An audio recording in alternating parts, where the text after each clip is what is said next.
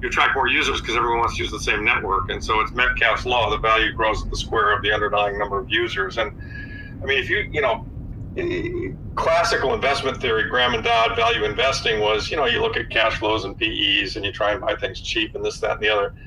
But Graham and Dodd never encountered, or it was very rare for them to encounter businesses that grew and became as bulletproof and valuable as the network businesses. I mean, if you look at kind of the Amazons of the world, which is up like 22,000 times since inception, or Microsoft is up a couple thousand times. I mean, or Google. I mean, the amount of money and the amount of value that's created in being in the leading network as an investor is just stunning. And another thing I talk about in the book, I mean, throughout the 2000s, I made some mistakes investment-wise because I would look at Amazon, I would look at Google, and I just couldn't get there. I had classic investment training, and in Amazon's case, they were losing money. I'm like, I'm not going to buy a company that's losing money. There's no deep value there, right?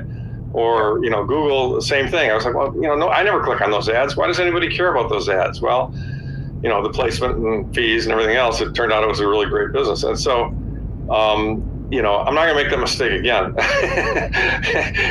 Here we've got an emerging network of money that everybody in the world is going to need someday. It's like threading a needle. I mean, there are world-class geologists, and the patterns. I mean, there's a lot of pattern recognition in gold mining. I mean, and gold discovery. And we've got a lot more tools than we used to have. We can fly aeromag. We can fly. We do LiDAR surveys. There's all kinds of things that they can do to say, hey, based on the way this geology looks, there ought to be gold here. And then they poke a hole and they find out, yep, we're right, there is, or no, we're wrong, there isn't.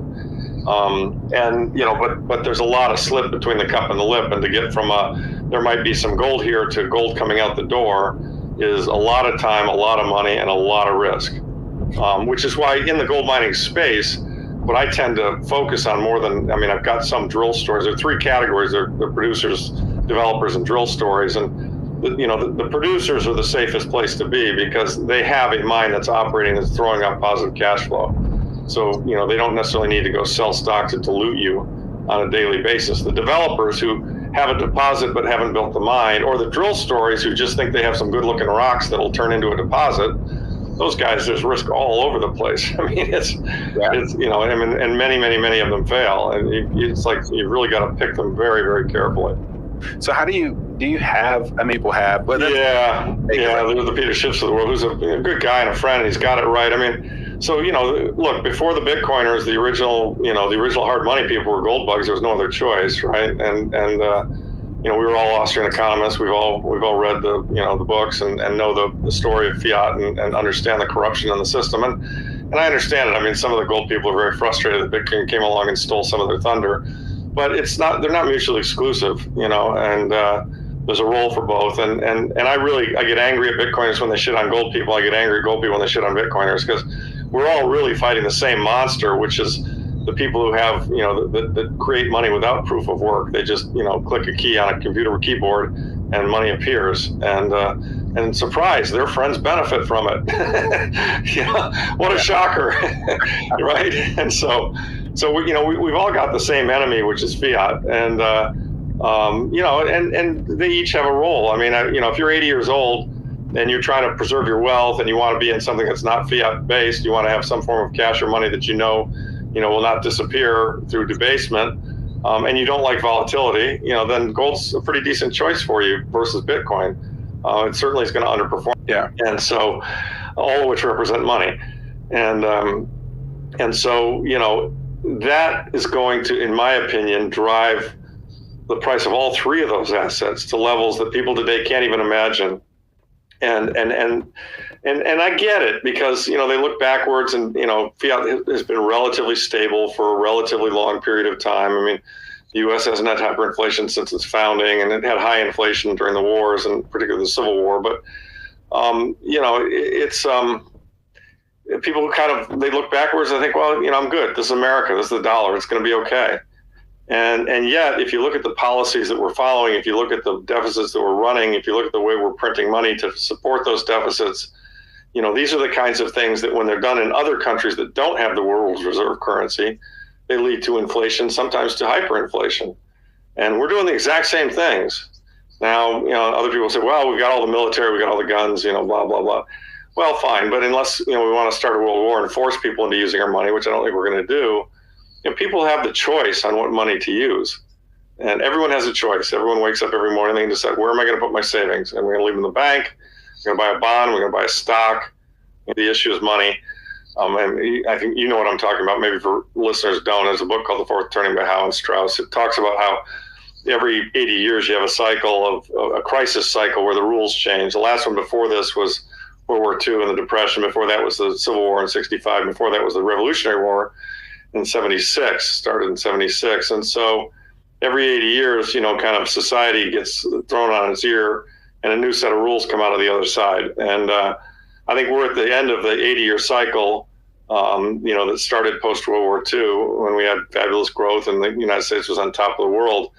And I marked the beginning of this fourth turning as 2008 because that financial crisis really kind of kicked it off, right? I mean, it was huge. It was worldwide. It was significant. And really the financial system nearly failed. And these cycles, they vary in length, and the model's not perfect, but if you look at them, it tends to suggest they last kind of 20 to 25 years. Some are shorter. The Civil War was shorter, although you could argue it started early and right, just completely broken. FUBAR. The revisions kill me. I mean, I just can't even. Yeah. Right. Oh yeah. No, it's. Don't get me started on government statistics. I mean, I like Saylor's view of it. It's just like, why do you pay attention to any of that stuff? It's all just nonsense. He's right. It's all just complete nonsense. I mean, arguably, we've been in a depression since '08. I mean, a lot of people have really suffered and continue to suffer in this economy. I mean, and yet the 1% continues to get wealthier because they print money to support the asset values that they have. So it's not good. I mean, it's really not good, and it's not hard to see. And I think you would agree, probably, I'm sure, in your interactions with people on day to day. At least the world is becoming aware of it, much more aware of it. And everyone reacts in different ways. But you've got this mob boss who runs the Teamsters, or the longshoreman. And he's like, hey, you guys all got yours. I'm getting mine. Oh, yeah. It's crazy. Yeah. Don't watch what they say on TV. Yeah. You look at that guy's house from the. Yeah. Right. No, exactly. But I mean, here's an interesting point. He was able to negotiate and see as we see central banks buying record amounts of gold. We see, more and more countries interacting with each other, trading in their own currencies and then net settling in gold, and not net settling in the dollar. I mean, And the U.S., a lot of this is self-inflicted wounds. I mean, the U.S., deciding to grab say whatever you want about Russia, good, bad, or otherwise. I mean, grabbing $600 billion worth of their bonds, while it might have felt good at the time when they did it, it was really a stupid move because it basically said to the entire world, hey, do something the U.S. doesn't like, they're going to steal your money. And so people started, all the Arab states, I'm sure, took note of that. The Europeans, a lot of people took note of that. And they're trading, between themselves without using a dollar. I mean, the Russians are accepting the rupee from India for oil and gas, and the Chinese are, purchasing oil and gas at 40. On a 40, yeah. And so that's important. And Bitcoin is making a giant bull flag, and kind of trapped in this range that it's in. And based on your numbers, you just said, kind of 60-day lag. Well, I think gold started hitting these highs, probably a little less than 60 days ago. So, I mean, it would not surprise me to see, Bitcoin take off. And I think I said this in another podcast. I tend to believe that I think Bitcoin might be 100,000 at the end of this year. I think there's a decent chance that, that something is going to break. The Fed's going to have to be more accommodative than everybody thought.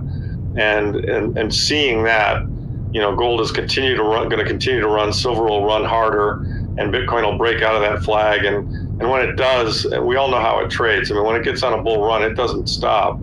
So it'll get overvalued, by the way. I mean, there'll be a point maybe when it's at 200,000 print, and that will lead to massive debasement, just like the last one. I mean, I'm still stunned at how much the cost of living for all of us has gone up pre-COVID to today. I mean, it's kind of 40-50% across the board, and the next one will be as bad or worse. And that's really sad because, the cotillionnairs can figure out how to benefit from it, but the rest of us need to buy food and gasoline, and it costs more. So, so that, that's what we have to look forward to, sadly. But, we can drain their system. Yeah. And the way we drain their system is we just don't play. We don't save in fiat. We don't store our money in banks. We become self-sovereign. We try and convince more and more people to be like us.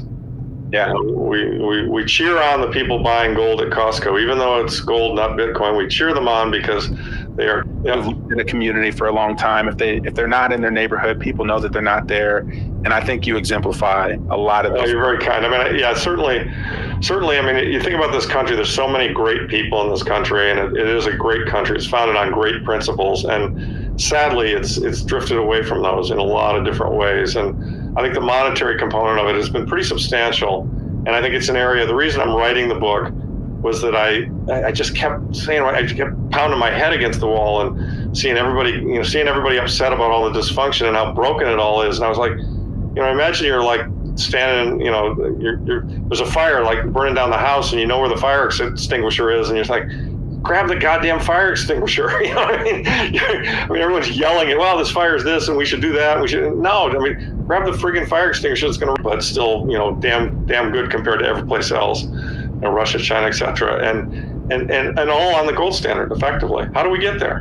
Do you know what I mean? And so, and then what's changed from 46 to present? Well, 46 to 71 was relatively decent for the United States, but 71 to present, the biggest thing that changed is we went off sound money, and that's the core problem, really. Yeah. Well, Larry, thanks for hanging out.